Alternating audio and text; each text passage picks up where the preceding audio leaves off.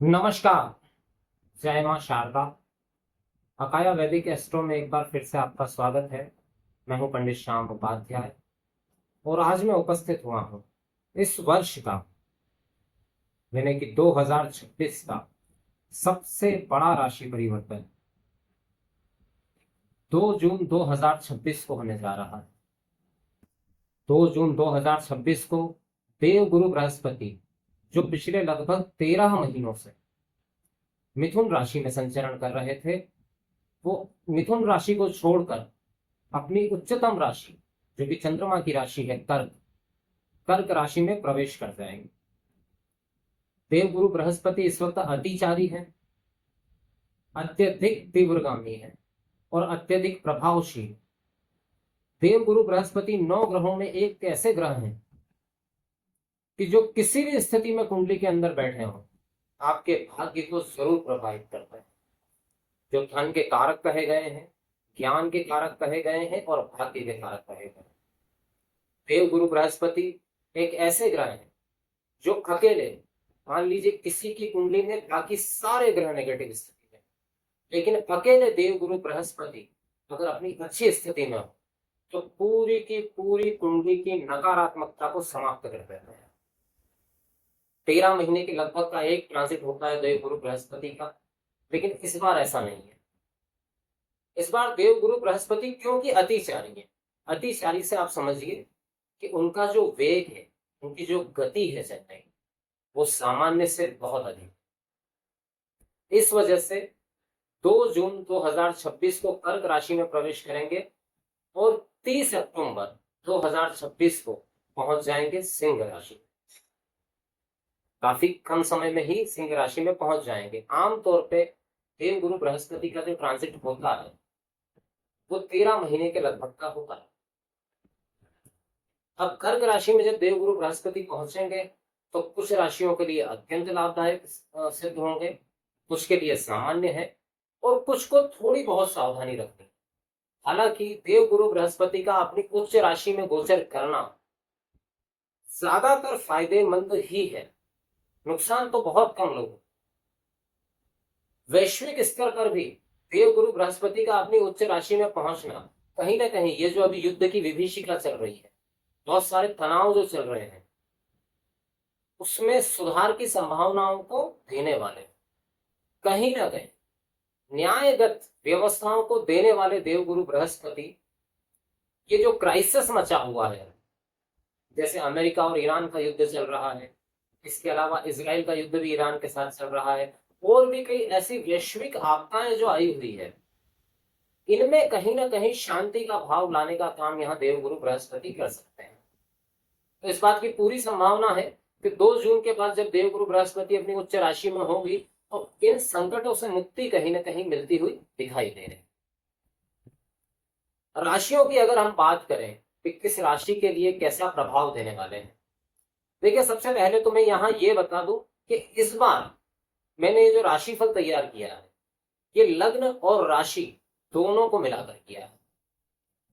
तो मैं जब भी किसी राशि की बात करूं तो ये मान के चलिएगा, क्योंकि आपके जीवन पे जो प्रभाव पड़ता है वो लग्न का भी पड़ता है और साथ ही साथ आपकी जो जन्म राशि है उसका भी। तो इस बार दोनों के समायोजन से मैंने ये राशिफल तैयार किया। तो आप अगर नहीं जानते आपके लग्न के बारे में या आपकी चंद्र राशि के बारे में, तो बड़ा आसान तरीका है। आपके पास अगर आपकी जन्म कुंडली बनी हुई है तो उस कुंडली को खोलिए और देखिए कुंडली के पहले भाव में कौन सा अंक लिखा हुआ है, वो आपका लग्न है, वो आपका लग्न है। और जिस भाव में जिस अंक के साथ चंद्रमा लिखे हुए हैं वो आपकी जन्म राशि। जैसे उदाहरण के लिए मान लीजिए कि आपके पहले भाव में 5 नंबर लिखा हुआ है, तो क्या हो गया, सिंह लग्न हो गया। अब मान लीजिए आपकी राशि जो है वो कर्क ही है, तो चंद्रमा कहाँ लिखे हुए, 4 अंक के साथ, तो वो हो गई आपकी राशि। अगर ये आपके पास में नहीं है जन्म कुंडली, तो आप दिए गए नंबरों पर कॉल करके या मेरे इस वीडियो के कमेंट बॉक्स में आकर के अपनी जन्म तारीख, जन्म समय, जन्म स्थान भेजिए। हम आपको आपका लग्न और आपकी राशि की जानकारी अवश्य ही दे देंगे। साथ ही साथ यहाँ एक बात और बताना चाहूंगा कि ये जो राशिफल होता है ये सामान्य स्तर की बात है। अगर आप कोई बड़ा निर्णय लेना चाहते हैं अपने जीवन में तो उसके लिए कुंडली विश्लेषण अत्यंत आवश्यक है। उसी के आधार पर निर्णय लिया जा सकता है।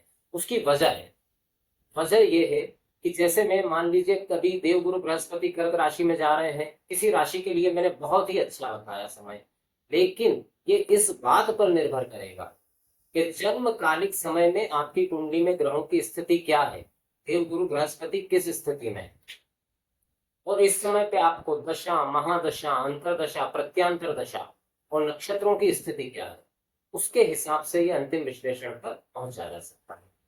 तो इससे कोई अंतिम निर्णय न माना जाए, लेकिन राशिफल का प्रभाव भी है। साथ ही साथ इस ट्रांजिट का आप देखिएगा आने वाले समय में वैश्विक स्तर पर भी बहुत बड़ा प्रभाव पड़ने वाला है।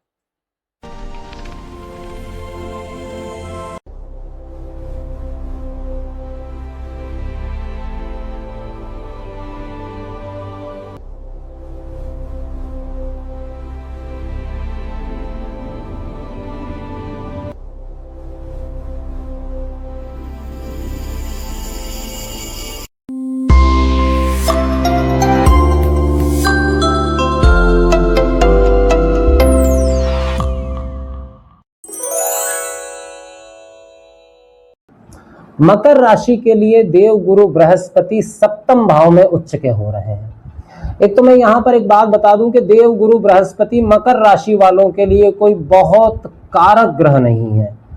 उसकी वजह यह है कि मकर राशि वो राशि है जिसमें देव गुरु बृहस्पति जब होते हैं तो उन्हें निम्नतम यानी कि नीच स्वभाव का माना जाता है। अब मकर लग्न या मकर राशि वालों के लिए देव गुरु मालिक कहां के बनते हैं, तो एक तो व्यय भाव के और दूसरा पराक्रम भाव के। व्यय के मालिक होकर के सप्तम में, पराक्रम के मालिक होकर के सप्तम में, और सप्तम में कैसे, तो उच्च के। सप्तम भाव क्या है, पार्टनरशिप का है, दाम्पत्य सुख का है और कर्म क्षेत्र से भी कनेक्टेड है सप्तम भाव। कि कई बार जानकारी नहीं होती, सप्तम भाव, छठा भाव, तीसरा भाव, दशम भाव, ये सब कर्म से जुड़े हुए भाव हैं। यहां पर बैठकर देवगुरु बृहस्पति, क्योंकि ये केंद्र भाव है, अब व्यय के मालिक जो है वो केंद्र में आकर बैठ गए हैं और तृतीय भाव के मालिक जो है वो भी केंद्र में है। सबसे पहले मकर राशि वालों के लिए इस समय पे अगर मैं अच्छी चीजों की बात करूं तो वो ये है कि आपके व्यक्तित्व में अभूतपूर्व आकर्षण की वृद्धि होने वाली है। आपका व्यक्तित्व बहुत ही शानदार होने वाला है। पार्टनरशिप में अगर आपका कारोबार है तो उसमें जबरदस्त उन्नति होने वाली है। हालांकि खर्च थोड़े बड़े चढ़े रह सकते हैं, लेकिन सफलता जरूर मिलने वाली है आपको। साथ ही साथ कार्य क्षेत्र में आपका प्रभुत्व, आपका वर्चस्व बढ़ने वाला है। दाम्पत्य सुख में बहुत अच्छी स्थिति बनी हुई है। दाम्पत्य सुख में अभूतपूर्व वृद्धि होती हुई यहाँ पर दिखाई दे रही है। अविवाहित लोगों के विवाह हो जाने की संभावना यहाँ पर बनी हुई है। और साथ ही साथ आपके कौशल, कार्य क्षेत्र में आपके कौशल, आपके टैलेंट की बहुत प्रशंसा होने वाली है। अब नकारात्मकता क्या है, तो नकारात्मकता यह है कि एक तो व्ययाधिक्य, और व्यय किस पर, तो पार्टनर पर, जीवन साथी पर आपका व्यय बहुत बड़ा चढ़ा रह सकता है। व्यय करना ही पड़ेगा आपको जीवन साथी पर, ऐसी स्थितियां यहां पर बनी हुई है। साथ ही साथ पराक्रम भाव के मालिक होकर के भी चतुर्थ में है, तो आप किसी लंबी दूरी की यात्रा, एक खुशनुमा यात्रा पर जा सकते हैं जीवन साथी के साथ में। जो लोग विदेश जाने के इच्छुक है, विदेश यात्रा के इच्छुक हैं, उनके लिए बड़ा अच्छा सहयोग बना हुआ है। उन्हें विदेश जाने का अवसर यहाँ पर प्राप्त होता हुआ दिखाई दे रहा है। अब यहां बैठकर देवगुरु बृहस्पति की जो पहली दृष्टि जाएगी वो जाएगी एकादश भाव पर। अब एकादश यानी कि लाभ भाव पर, तो धन लाभ की प्रबल संभावना यहां बनती हुई दिखाई दे रही है। धन लाभ बहुत ही अच्छा प्राप्त यहां पर होता हुआ दिखाई दे रहा है। एक से अधिक सोर्सेस से धन लाभ प्राप्त हो रहा है। सातवीं दृष्टि आपकी ही राशि पर रहेगी, तो निश्चित रूप से आपके व्यक्तित्व में निखार आएगा, समाज में आपका सम्मान बढ़ेगा। साथ ही साथ आपकी बोली हुई बातों का प्रभाव बहुत ज्यादा होगा। आपके फेस पर एक अलग तरह की चमक, एक अलग तरह का आकर्षण यहां पर दिखाई देगा। यहीं से नवी दृष्टि जो जाएगी वो पराक्रम भाव पर जाएगी। अब महाशनि बैठे हुए हैं, तो अभी तक क्या हो रहा था कि आप पूरी ताकत सिर्फ अपने काम पर लगाए हुए थे, मेहनत कर रहे थे, लेकिन यहां पे अब आपको ये ज्ञान प्राप्त होगा कि कार्य को करने के लिए साथ ही साथ हमें इस बात को याद रखना होता है कि हम जो कुछ भी कर रहे हैं अपने जीवन काल में, उसे हमें किसी न किसी को समर्पित करना होगा। उस ईश्वर को ध्यान में रख करके हमें अपना हर कार्य करना होगा, अच्छे बुरे की पहचान करके हमें कार्य करना होगा, तो लाभदायक स्थितियां ज्यादा रहेगी। साथ ही साथ यहाँ एक बात और बता दूं, क्योंकि देवगुरु बृहस्पति सप्तम भाव में है। अब देखिए, सप्तम भाव जो है असल में काम का भी भाव है।